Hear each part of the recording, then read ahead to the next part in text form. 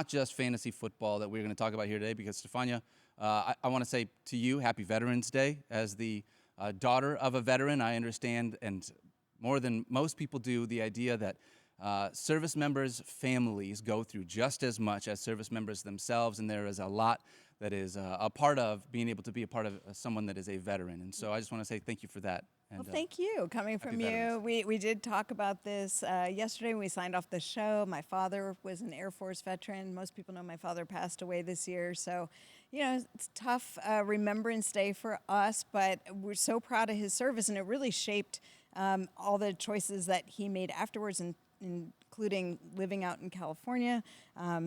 My father served in the Korean War, and just very, very proud of his service, and really was recognized for that much later in life. And I would say to people out there, you know, when you do approach someone and say thank you for your service, it means the world to these veterans. Just a few small words, it really does. My father was very touched by people who would come up and thank him. And so, Daniel, I say to you, thank you for your service. Absolutely. That's right, everybody. I mean, Daniel, Papa Bell, great Americans, just great Americans right there. You can see this wonderful photo of Daniel, which that is actually Daniel Dopp, people. I promise. It is. It's a young Daniel Dopp. It's a young Daniel Dopp. You still have a great youthful exuberance about you, but you have a beard now, and you have long, long hair. So yes. It is stark. It's alarming how much you and T.J. Hawkinson have followed the same path. That's right. Of like your drip has dramatically increased over the years, but we know how much your time in the service impacted the person you are today. We are eternally grateful for you, the great Daniel Dopp. But you guys all know him as, you know, kind of the backbone of this show here that we do. But we are so grateful to know Daniel Dopp, the veteran who pledged significant amount of time in his life to our country, and I know how much that time meant to you, and you are always proud to be called a veteran and also to recognize fellow veterans on this very, very special and important day, which probably is inadequate to recognize the efforts of all those that have or will serve in our country. And for the record, for some of our newer audience, they may not know where the origin of Secret Squirrel came from when they heard the theme music. Would you care to share? Yeah, so when I was in the Air Force, I was an intelligence analyst. I worked for the NSA the entire time. It's like basically being a fantasy football. It's very similar to that kind of a thing. You know, we just do different kinds of analysis, but it's that same kind of thing.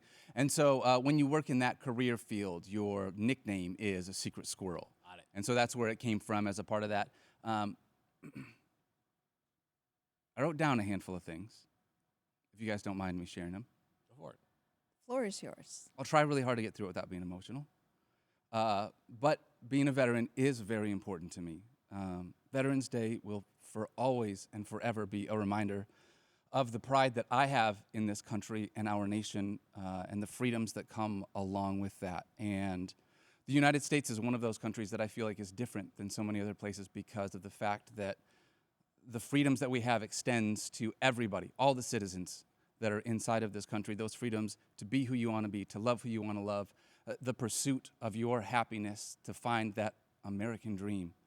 And I don't think that those should just belong to people that look like me. They should be for everybody in this country, regardless if you are a man or a woman, or you're transgender or non-binary, if you are white or black, or you are Asian or Hispanic or Middle Eastern. It doesn't matter what your ethnicity is.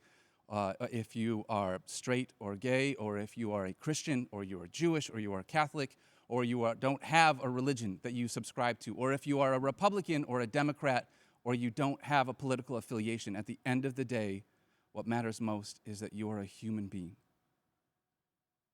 And being in this country and being able to fight for the freedoms of you as a human, to be the person that you want to be, was something that every time Veterans Day comes around, it's always just like hits me extra hard.